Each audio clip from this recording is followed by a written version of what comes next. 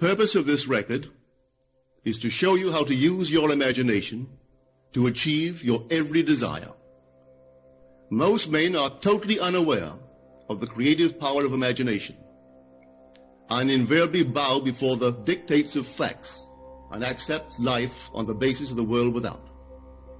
But when you discover this creative power within yourself, you will boldly assert the supremacy of imagination and put all things in subjection to it.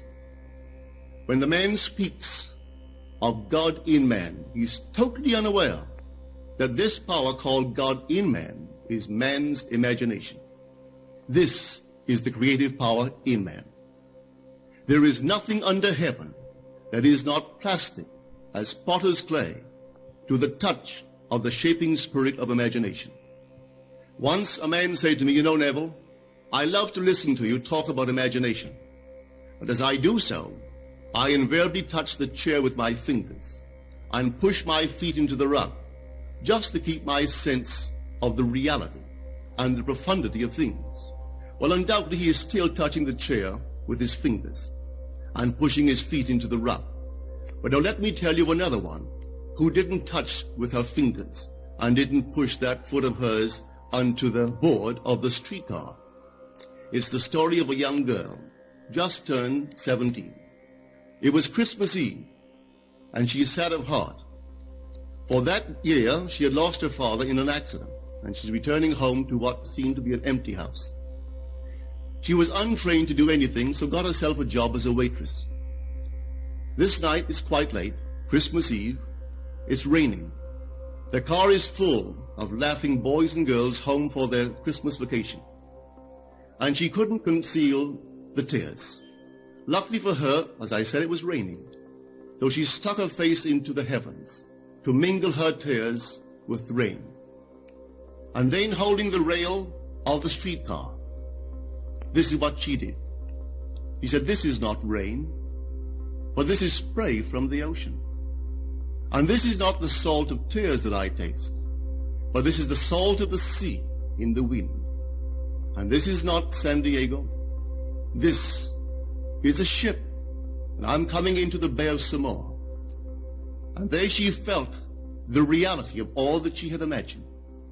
Then came the end of the journey, and all are out. 10 days later, this girl received a letter from a firm in Chicago saying that her aunt, several years before, when she sailed for Europe, deposited with them $3,000 with instructions that if she did not return to America, this money should be paid to her niece. They had just received information of the aunt's death and were now acting upon her instructions. 1 month later, this girl sailed for Samoa. As she came into the bay, it was late that night, and there was salt of the sea in the wind. It wasn't raining, but there was spray in the air, and she actually felt what she felt 1 month before, only this time she had realized her objective. Now this whole record is technique. I want to show you today how to put your wonderful imagination right into the feeling of your wish fulfilled, and let it remain there and fall asleep in that state. And I promise you from my own experience, you will realize the state in which you sleep if you could actually feel yourself right into the situation of your fulfilled desire and continue therein until you fall asleep. As you feel yourself right into it, remain in it until you give it all the tones of reality, until you give it all the sensory vividness of reality. As you do it, in that state, quietly fall into sleep. And in a way you will never know, you could never consciously devise the means that will be employed, you will find yourself moving across a series of events leading you towards the objective realization of this state. Now here is a practical technique. The first thing you do, you must know exactly what you want in this world. When you know exactly what you want, make as lifelike a representation as possible of what you would see and what you would touch and what you would do and physically moving in such a state. For example, suppose I wanted a home, but I had no money, but I still know what I want. without taking anything into consideration, I would make as lifelike a representation of the home that I would like, with all the things in it that I would want. And then, this night, as I would go to bed, I would, in a drowsy, sleepy state, the state that borders upon sleep, I would imagine that I am actually in such a house, that were I to step off the bed, I would step upon the floor of that house. Were I to leave this room, I would enter the room that is adjacent to my imagined room in that house. And while I am touching the furniture and feeling it to be solidly real, and while I am moving from one room to the other in my imaginary house, I would go sound asleep in that state. And I know that in a way I could not consciously devise, I would realize my house. I have seen it work time and time again. If I wanted promotion in my business, I would ask myself what additional responsibilities would be mine were I to be given this great promotion. What would I do? What would I say? What would I see? How would I act? And then in my imagination, I would begin to see and touch and do and act as I would outwardly see and touch and act were I in that position. If I now desired the mate of my life, were I now in search of some wonderful girl or some wonderful man, what would I actually find myself doing that would imply that I have found my state? For instance, suppose now I was a lady. One thing I would definitely do, I would wear a wedding ring. I would take my imaginary hands and I would feel the ring that I would imagine to be there. And I would keep on feeling it until it seemed to me to be solidly real. I would give it all the sensory vividness I am capable of giving anything. And while I am feeling my imaginary ring, which implies I am married, I would sleep. This story is told us in the Song of Songs, or the Song of Solomon. It is said, "At night on my bed, I sought him whom my soul loveth. I found him whom my soul loveth, and I would not let him go until I brought him into my mother's house, right into the chamber of her that conceived me." If I would take that beautiful poem and put it into modern English, into practical language, it would be this. While sitting in my chair, I would feel myself right into the situation of my fulfilled desire. And having felt myself into that state, I would not let it go. I would keep that mood alive, and in that mood, I would sleep. That is, taking it right into my mother's chamber, into the chamber of her that conceived me. You know, people are totally unaware of this fantastic power of the imagination. But when man begins to discover this power within him, he never plays the part that he formerly played. He doesn't turn back and become just the reflective light. From here on in, he is the affecter of life. The secret of it is to center your imagination in the feeling of the wish fulfilled and remain therein. For in our capacity to live in the feeling of the wish fulfilled lies our capacity to live the more abundant life. Most of us are afraid to imagine ourselves as important and noble individuals, secure in our contribution to the world, just because at the very moment that we start our assumption, reason and our senses deny the truth of our assumption.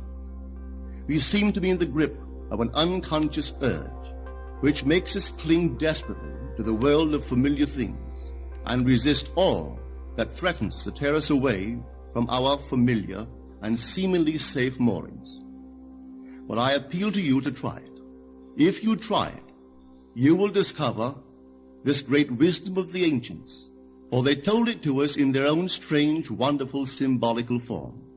But unfortunately, you and I misinterpreted their story and took it for history when they intended it as instruction to simply achieve our every objective. You see, imagination puts us inwardly in touch with a world of states. These states are existent. They are present now. But they are mere possibilities while we think of them. But they become overpoweringly real when we think from them and dwell in them. You know, there's a wide difference between thinking of what you want in this world and thinking from what you want. Let me tell you, when I first heard of the strange and wonderful power of the imagination, it was in 1933 in New York City. An old friend of mine taught it to me. He turned to the 14th of John, and this is what he read. In my Father's house are many mansions. If it were not so, I would have told you. I go to prepare a place for you. And if I go and prepare a place for you, I will come again and receive you unto myself, that where I am, there ye may be also. He explained to me that this central character of the Gospels was human imagination. That mansion was not a place in some heavenly house, but simply my desire.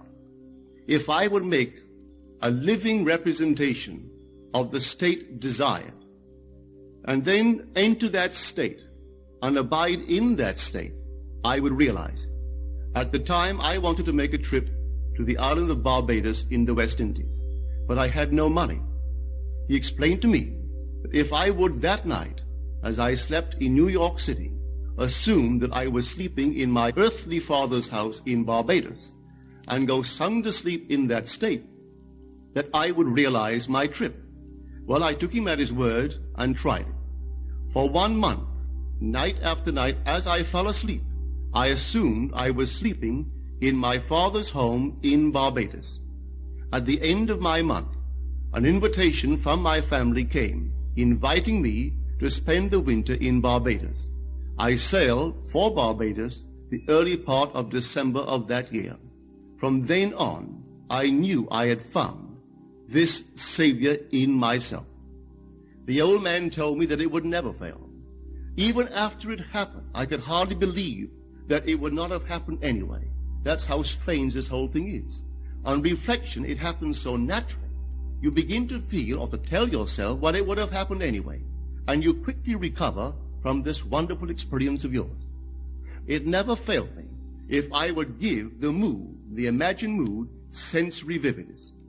I could tell you unnumbered case histories to show you how it works. But in essence, it's simple.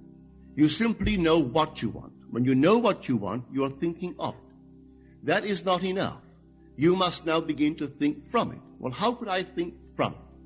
I am sitting here, and I desire to be elsewhere. How could I, while sitting here physically, put myself in imagination at a point in space removed from this room and make that real to me?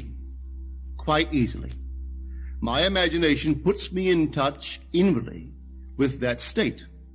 I imagine that I am actually where I desire to be.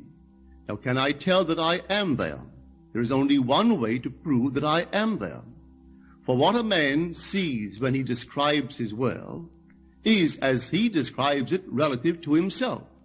So what the world looks like depends entirely upon where I stand when I make my observation.